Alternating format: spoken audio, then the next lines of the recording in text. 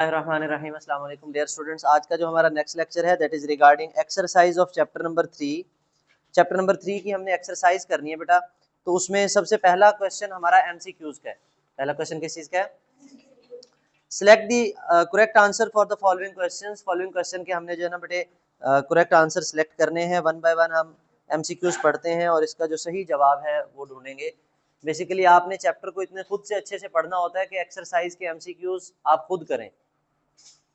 तो सबसे पहला देखें, the process of cellular respiration occurs in. जी, सेलुलर रेस्पिरेशन का प्रोसेस जो है वो किस में होता है? न्यूक्लियस में नहीं, क्योंकि न्यूक्लियस के अंदर तो बेटा मेन उसका डीएनए होता है और उसका काम डिवाइड होना होता है। माइटोकॉन्ड्रिया का काम सेलुलर रेस्पिरेशन है, एनर्जी प्रोडक्शन है। राइबोसोम प्रोटीन बनाते हैं और गोल्गी ऑपरेटस प्रोटीन को क्या करता है? पैक करता है। तो इसका कौन सा ऑप्शन होगा?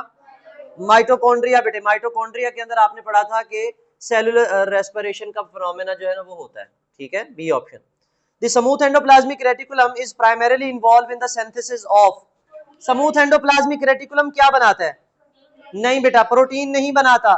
स्मूथ एंडोप्लाज्मिक रेटिकुलम लिपिड की मेटाबॉलिज्म करता है बेटा। प्रोटीन तो रफ एंडोप्लाज्मिक बनाता है क्योंकि उसके पास राइबोसोम्स होते हैं।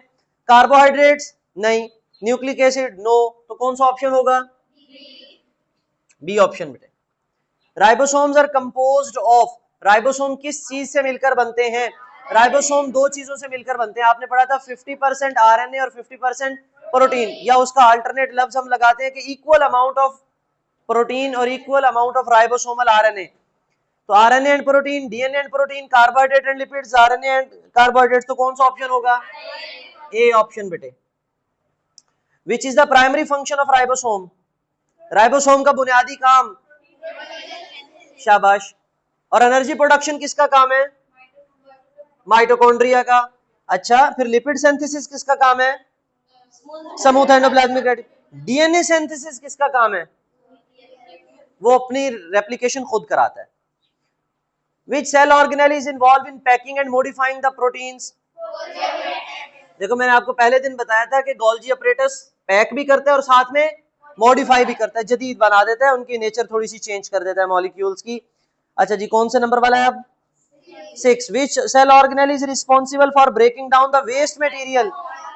लाइसोसोम बेटे, शाबाश। लाइसोसोम का काम वेस्ट मटेरियल की ब्रेक डाउन करना है। Which of the following cell structure is involved in maintaining the shape of the cell?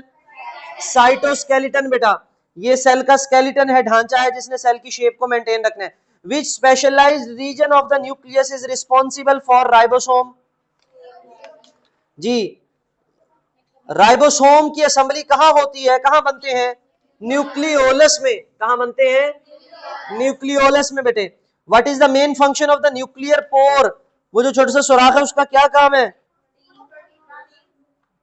Regulation of cell division, protein synthesis, control of pH of the cell, control of transport of molecule, control of transport of molecule बेटे, molecule को in और out जाने से उसने maintain करना है। Which of the following cellular structure is found in animal cell and helps in cell division? Cell membrane, centriole, plasmodesmata, vacuole. Ji, which of the following cellular structure is found in animal cell and helps in cell division? Centriole, शाबाश। ये किस तरह से help करते हैं? Spindle fibres बनाते हैं। क्या बनाते हैं? अच्छा जी, आगे देखें। Which subcellular organelle plays a crucial role in energy production within the cell? Mitochondria, पक्की बात। तो कौन सा बन गया? C option. In multicellular plants which cell type is responsible for the production of glucose? जी, कौन से सेल्स में ग्लूकोज बनता है? ग्लूकोज कौन से अमल में बनता है? फोटोसिंथेसिस में। और फोटोसिंथेसिस कौन से सेल्स करते हैं? मीजोफिल सेल्स, शाबाश। कौन से सेल्स करते हैं? Mesophyll cells. तो कौन सा ऑप्शन होगा? D option. Which organelle can double it's number by itself? अपने आप को खुद डबल कर लेते हैं। माइटोकॉन्ड्रिया, आपने पढ़ा था it is self replicating organelle. क्यों? क्योंकि इसका अपना डीएनए है और अपने राइबोसोम्स, अपना डीएनए और अपने राइबोसोम्स हैं। Which of these are present on the surface of rough endoplasmic reticulum? Rough endoplasmic reticulum की सरफेस पे कौन अटैच होता है? राइबोसोम्स अटैच होते हैं। उसके बाद बेटे बी पार्ट में आपके शॉर्ट आंसर्स हैं।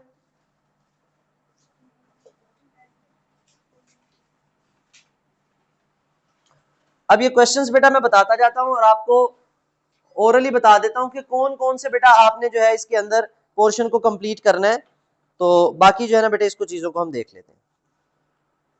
तो सबसे पहले देखें बेटा, what are the main functions of the cell membrane. आपको बेटे जब सेल मेम्ब्रेन पढ़ाया, मैंने जितने भी ऑर्गेनेली पढ़ाए हर ऑर्गेनेली की हेडिंग्स अलग अलग बनवाई थी, उनका स्ट्रक्चर, उनकी कॉम्पोजिशन, उनका फंक्शन अलग-अलग लिखा था हमने लॉन्ग क्वेश्चन के तौर पे।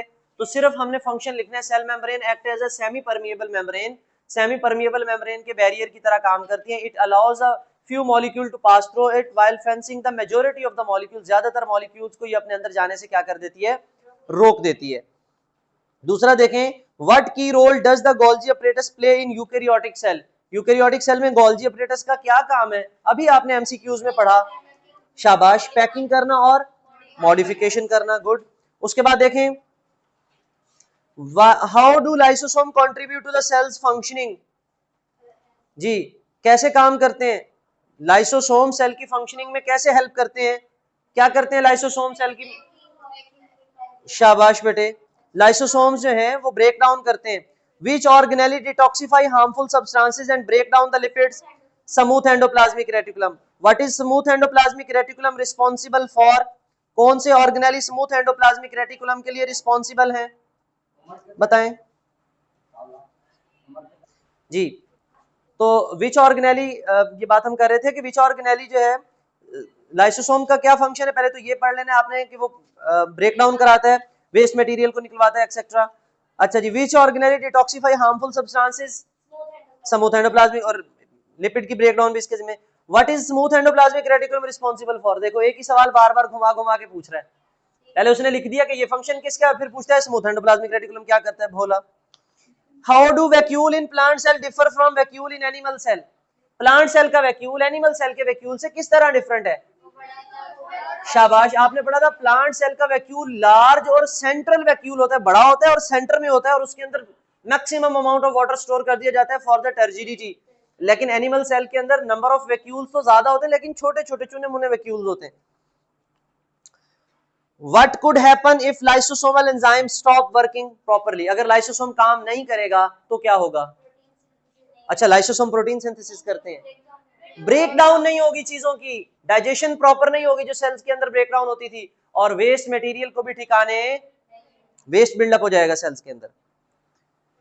अच्छा जी, what are the cristae important for cellular, why are the cristae important for cellular respiration, क्यों अहम है, आपने पढ़ा था क्रिस्टी की वजह से सरफेस एरिया बढ़ा दिया जाता है, क्रिस्टी की वजह से सरफेस एरिया, और इसके ऊपर मेम्ब्रेन बाउंडेड रिएक्शन होता है, डिफरेंट एंजाइम्स जो है वो इसके ऊपर होते हैं जो ये रिएक्शन परफॉर्म करते हैं। उसके बाद है बेटे, how are chromatin and chromosome related, दोनों एक दूसरे से रिलेटेड कैसे हैं, क्रोमोसोम और क्रोमाटिन। आपने पढ़ा था कि chromosomes and chromatin both are made up of genes, polynucleotide molecule हैं। शक्ल क्या है इनकी, chromatin loose thread like structures हैं, क्रोमाटिन कंडेंस स्ट्रक्चर्स हैं, क्लियर हैं, दोनों एक ही चीज हैं दोनों। अच्छा जी, उसके बाद आपने ये भी तो पढ़ा था ना कि क्रोमोसोम्स मेनली डीएनए और प्रोटीन के बनते हैं, किस चीज के बनते हैं, तो वो डीएनए पॉलीन्यूक्लियोटाइड मॉलिक्यूल होता है, तो दोनों डीएनए और प्रोटीन के बने हुए, रिलेटेड इसीलिए हैं क्योंकि इनकी कॉम्पोजिशन जस्ट शक्ल सूरत मुख्तलिफ होती है, एक लूज थ्रेड लाइक और एक दूसरे। Which type of the cell is responsible for sending nerve signal, ji nerve cells, शाबाश। Why do mesophyll cells do in plant leaves, what do mesophyll cells do in plant leaves, क्या करते हैं, photosynthesis करते हैं, पूरी कहानी पूरा paragraph आपने पढ़ा था मेसोफिल सेल्स के बारे में, तो सिर्फ ये नहीं लिख देना फोटोसिंथेसिस एक एक लफ्ज, हम क्या हैं मुसलमान, इतना सा जवाब नहीं होना चाहिए, ठीक है, कंप्लीट आंसर होना चाहिए। तो how would you define a stem cell, stem cell को कैसे डिफाइन करेंगे, तो कल डिफाइन आई थी स्टेम सेल की कंप्लीट, तो वो पूरी डेफिनेशन हम इसमें लिखेंगे। Name the chemical compounds that make up, जी बेटे सिर्फ केमिकल कंपाउंड्स के नाम लिखने, सेल मेम्ब्रेन कौन कौन बनाता है, कार्बोहाइड्रेट्स, प्रोटीन्स, लिपिड्स और small amount of cholesterol in eukaryotic cell. Fungal cell wall किस चीज की बनती है, फंजाई की सेल वॉल किस चीज की बनती है, काइटन, तो वही तो फंगल सेल वॉल तो पूछा है। प्लांट सेल वॉल किस चीज से बनती है, सेलुलोज। बैक्टीरिया की cell wall peptidoglycan, peptido ribosome किस चीज से बनते हैं? RN, ribosomal RNA and protein. Chromosome किस चीज से बनते हैं? प्रोकैरियोटिक सेल के क्रोमोसोम सिर्फ डीएनए से, और यूकैरियोटिक सेल के क्रोमोसोम डीएनए एंड प्रोटीन दोनों से। Label the parts of these cells. अब ये बेटा आपने खुद से सेल्स को लेबल करना है, 1 2 3 4 5। अब आपको पता है कि इसमें माइटोकॉन्ड्रिया भी है, क्लोरोप्लास्ट भी है, गोल्जी अपैरेटस भी है, एंडोप्लाज्मिक रेटिकुलम भी है, ठीक है। ये एनिमल सेल है बेटा ब्लू वाला, और ये ग्रीन वाला आपको प्लांट सेल नजर आ रहा है। क्लियर? तो मेंशन कर लोगे चीजें। आपने तमाम ऑर्गेनेलिज की डायग्राम्स बनाई थी, तो अब बेटा इनको आसानी से देख लीजिएगा कि कौन सा ऑर्गेनेली कहाँ मौजूद है। Write the answers in detail. अब बेटा आपने लॉन्ग आंसर्स लिखने हैं, उनमें explain the fluid mosaic model of the cell membrane, describe the structure and function of the cell wall, discuss the component of the nucleus, describe the structure and function of the lysosome and पूरे long question है, सारा बने बनाए। Formation and function of Golgi apparatus, structure and function of chloroplast, turgor pressure develops in plant cell, write any 4 differences between plant and animal cell, describe the concept of division of labor and how it applies in multicellular organism, give at least 3 examples, तीन examples, ठीक है, 3 organelles की 3 examples आप दे दीजिएगा यहाँ पे।